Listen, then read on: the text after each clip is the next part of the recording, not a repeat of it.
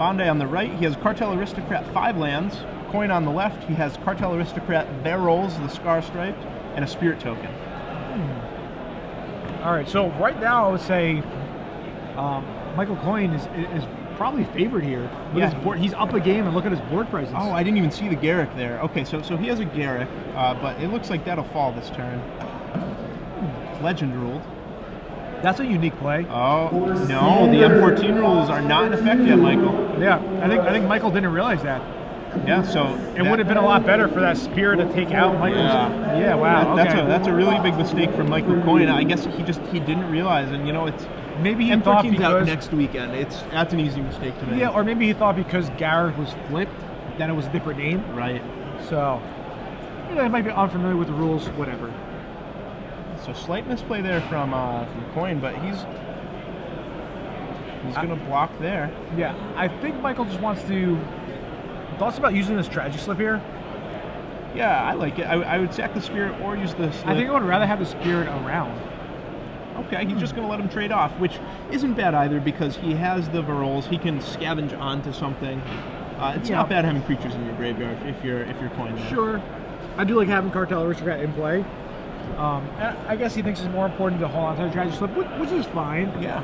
Obstinate might come down. You might just think, oh, why did I waste my Tragic Slip?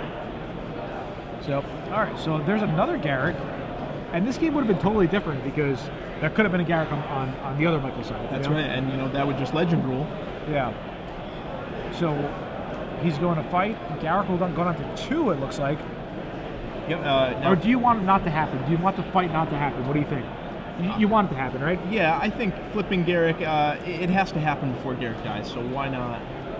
Oh, it looks like Mike disagreed with me, though. Yeah. And he pretty much got blown out by an Abrupt Decay. Yeah, he did. So all of a sudden, we went from Coyne having an overwhelming board presence to Garrick v nothing. Yeah, and I think this game would have been totally different if A, he didn't make that Garrick play, and B, if you use that Tragic Slip, like we were suggesting. Right. Yeah.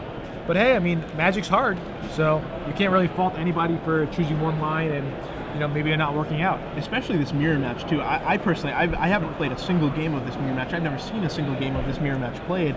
And what a new deck, Junk Aristocrats. Coyne has for sure not practiced this matchup. Yeah. It's such a new deck, he just hasn't had time to. Pretty understandable that he doesn't know the most important cards of the matchup. Sure, that definitely makes sense. Regardless, he flashes back Lingering Soul. He drops down a Voice of Resurgence. He has a board presence again. Yeah. So right now we have Garrick v 2 Spirit tokens and Voice. Yeah. All right, so he wants to fight one of the Spirits. Garrick will flip. He has the flip Garrick already. Wow, Lingering Soul's flashback. That is huge. Yeah, that really is huge. And if Michael Bonde can untap with that Garrick, the Garrick will go search up. Abza, probably. Yeah, probably Abza. Yeah. He could get a Varolz to make use of the Cartel in his graveyard, but I would think it'd be Abza. Yeah, I mean, with Abza is like the key card here. Yeah. So, and he blows a Tragic Slip on one of the Spirits. Interesting, yeah. And just draws a land, yeah. I think Michael Coyne kind of squandered his resources here. Isn't that a Magic card? Squandered resources? Yeah. That was back from Mike Long days of Magic. Yeah, back in Mirage. And it looks like Michael Bonde is going to, end up in a good position this game. Yeah, he's looking to force a game 3. He's down 1-0. This isn't even game 3, 32 minutes into the match. They haven't even finished 2 yet. So what do you do here? Do you put one Spirit in front of the Spirit and then chump the Voice? I would probably just let him have the 1/1 Voice. As long as Michael Bonde has any non-land in his hand. And I think he might just have land though. Yeah, if he has land, this is a way better play because you get to keep the Spirit to search up Abza. Yes, but Garrick will. Yeah, I mean that's fair. Garrick will go to 1, but do we care if it's at 1? No, not at all. Because the Abza's going to blank that Voice, and unless Michael has something, which he doesn't. I think what Michael has to do, I think he has to go search up Abza, but not blink out Abza. Oh, not. Wow, I think he just drew the Voice. Huge. All right, with that, it's totally different now. Yeah. So yeah, if I'm Bonde, I'm definitely searching up an Abza, sacking the Voice, flickering it out, protect from any kind of mass removal shenanigans from Coyne. Yeah, definitely. Oh, but he's just making a Death Touch Wolf. Okay, well, it's fine. You think it's more of a conservative play? I'm kind of worried if now Michael Coyne draws his own Garrett. Yes, exactly. You know, I would rather have the Obsidian in my hand.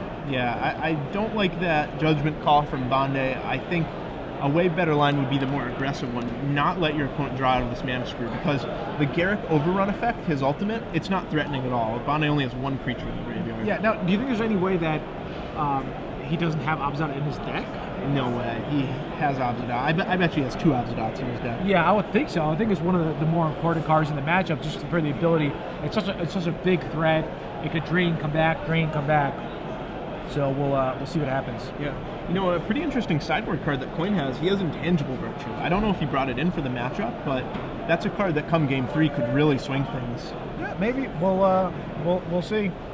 Yeah, a couple interesting sideboard choices for Michael.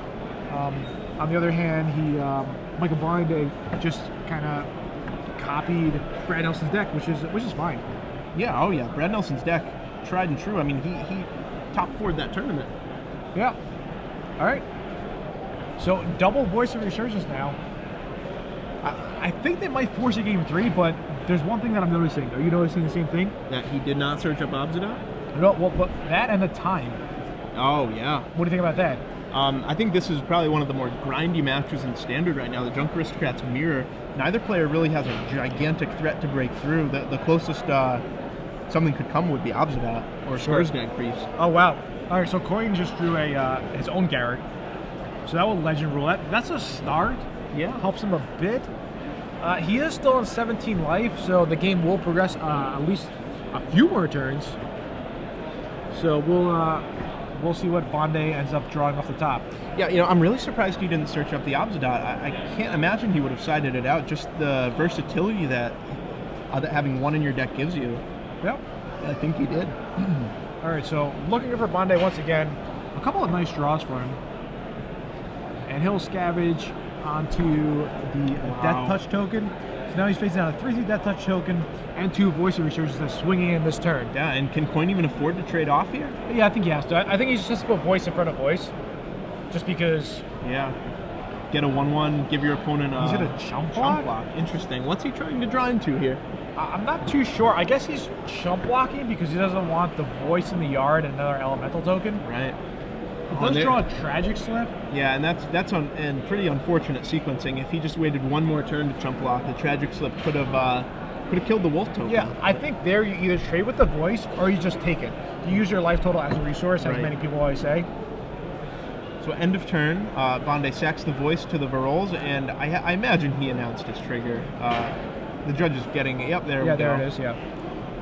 Oh, and here comes the Scavenge, makes Varols 4/4, so 3/3, 4/4, 4/4, 2/2. I mean, that Tragic Slip wouldn't really do too much because if you wanted a Tragic Slip during Bonde's combat step, Bonde would just now get another elemental token because of the Voice of Resurgence trigger. Right. So we'll see how that plays out. So they're going to game 3. Sideboarding for this matchup has to be really tricky and really difficult, especially with Bonde has a standard sideboard, right? Yeah, he has the Brad Nelson sideboard plus maybe 1 or 2. He has a Ray of Revelation. That's the only change. Coyne has a lot of different cards. He does, yeah. He has War Priest of Thune, he has 3 Abrupt Decays, he has 3 Death Rights, Obsidian, Appetite for Brain, Celestial Charm. But the main thing is he has Intangible Virtue. And I think I would side that card in this matchup. I mean, I would side that card in, and I would have the game plan of try not to trade as much as possible, try and clog the board as much as possible. Really just let yourself have time to draw into those Intangible Virtues, because, you know, if you just take the attacks from the Spirit tokens and attack Bonde back, eventually you'll draw the Virtue. The Spirit tokens will have Vigilance, and that'll be huge. Yeah, it's all creatures that you control. All creature tokens that you control get +1/+1 and Vigilance. Right. So it's a way to trump the mirror match, a way to trump other people's Lingering Souls. It's nice, but it's also sometimes could be kind of a liability. So much as equipment is sometimes a liability. Oh, look, in a limited game, for example, I have these 2 equipments, but I have no creatures. Oh, here I have 2 Intangible Virtues, but I don't have any tokens. Right, you know, that's always the deal with with any card that enhances creatures. It's really powerful and really cost effective, but at the same time, there's so much more room to get blown out. Yes, exactly. That's a really good way to put it. Yeah. You know, with something like, for say, an Obsidot, for example, you're not really going to get blown out if you play an Obsidot. It's rare. Yeah, it's hard to get blown out. I mean, what's going to happen? It's going to get control magic? I don't think so. Yeah. Soul Ransom. I'm surprised Soul Ransom saw pretty much no play. What do you think about that? I think it's like all the Punisher cards, you know, like Book Burning and Browbeat, I guess was the most famous one. You never want to give your opponent the choice. Okay. But, yeah, I'm surprised. Not as like a one of in the sideboard, two of in the sideboard. What would make Soul Ransom better? I mean, Soul Ransom could easily be a one of in my Grixis control deck, but you know, what's really stopping it? Because of the option, like you said, or is it the metagame? I think it's the metagame. It's no longer like a super Thragtusk heavy metagame, so that card's good to play on a Thragtusk. Yeah, I think so. It is, right? Yeah. Maybe I should have had one in the sideboard. Yeah, steal a Thragtusk, maybe steal an Olivia. They're low on cards because you Rakdos return them, or it's a attrition battle, and then they have to pitch 2 cards. You draw 2 new cards. I don't know. I like Soul Ransom as a card in general. I really like it in a deck that has black in it because you can make them, or rather I should say has Rakdos return in it, because you make them discard their hand, then you play Soul Ransom, and then it's really hard for them to regain control of their creature. Yeah, I think that's what I just said, Zach wants to take all the credit of what I just said. I was like, yeah, you know what, Zach? Rakdos return with Soul Ransom the combo. And you're like, yeah, whatever, Gerard, check out this combo. Soul Ransom, Rakdos return. Boom. You know what? Maybe take out the Rakdos return and play Appetite for Brains. Yeah. Even better. Maybe tomorrow in Legacy you go Hem to Torok, Soul Ransom your Glyph. Wow. New meta right there. New meta game. Why not? All right. So Michael Coyne is actually mulliganing, and Bonde says, you know what? I'm good. Yeah, he's going to keep his 7, and you see how fast Coyne is shuffling right here. He knows that they only have 12 minutes left, and this is going to be a tough game for them to finish in 12. Yeah, it really is. I mean, yeah, it's going to be tough, especially if both players draw reasonably well. Yeah. I mean, if one guy just gets a blowout draw, whatever, but a lot of things trade. Doom Traveler, block. Lingering Souls, okay, trade. Flashback. Garrick, I play my Garrick.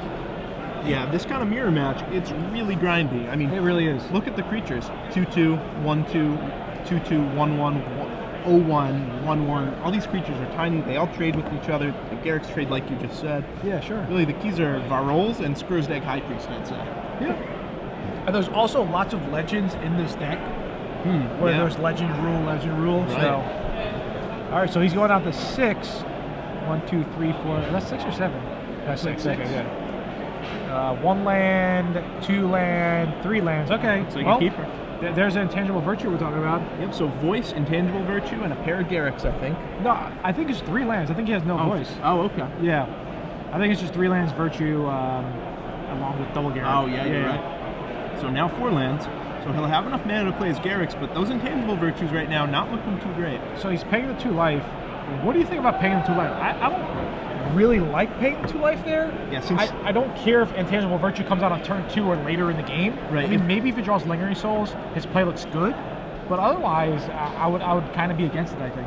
Yeah, he had nothing to do on turn 3, so I would have rather played the white land into play tap. Sure. If he had anything to play on turn 3, I would like playing it on tap, but as is, that's fine. Well, a pretty good draw off the mulligan, to say the least. And what do you think Michael Bonde is going to do here? He could run out a High Priest, but that's going to walk right into a Garrick. Yeah, and he has to know that could happen. Yeah. Even with his own Garrick in hand, he's still going to do it. All right, so he can, play that 4th land and tap fast enough. Right. He's like, Garrick, boom, kill it. You lose 1, I gain 1. So life total should now be 19-19. I guess paying that 2 life off Temple Guard is not a big deal, but it could come back. You never know. In the case that Coyne drew a Lingering Souls right there, it would have looked really silly to not pay the 2 life. Sure. But Lingering Souls is really the only draw that makes it way better to play the Virtue. Yeah, or just something else on curve, I guess. Yeah. So, all right, there's Lingering Souls. Bonde will just pass the turn back. Yep, the Lingering Soul's pretty good right now. That's going to threaten the Garrick in the air. And here, I think I would just make a token. I would just make a 1/1 Death Toucher. Because of the Intangible Virtue, and now become 2/2 Death Touch. And then he has drawn another Virtue as well. Right. So it'd be a 3/3. So I would just start bashing in, and and try to take over the game that way. Yeah, that seems pretty good. Yep. All right, there it is. And I think he's going to do that line as well. He's able to go Virtue and Cartel Aristocrat. Yeah, so pretty good draw from Coyne off the mulligan. I thought he had a second Virtue. I guess I was seeing things. Yeah, I think his last card in hand is the second Garrick. Okay, why did he... Yeah, I guess just Aristocrat. Yeah, okay, that's fine. Was there any... Because of the Virtue, I thought maybe a line could have been different there, but I guess I like that line right there. Yeah, I think that's okay. Yeah, so next turn he's going to start getting in. He's going to make another token, bash with the first one, make another token, trying to bash with the first one, as long as the spirits aren't killing the Garrick himself. Right.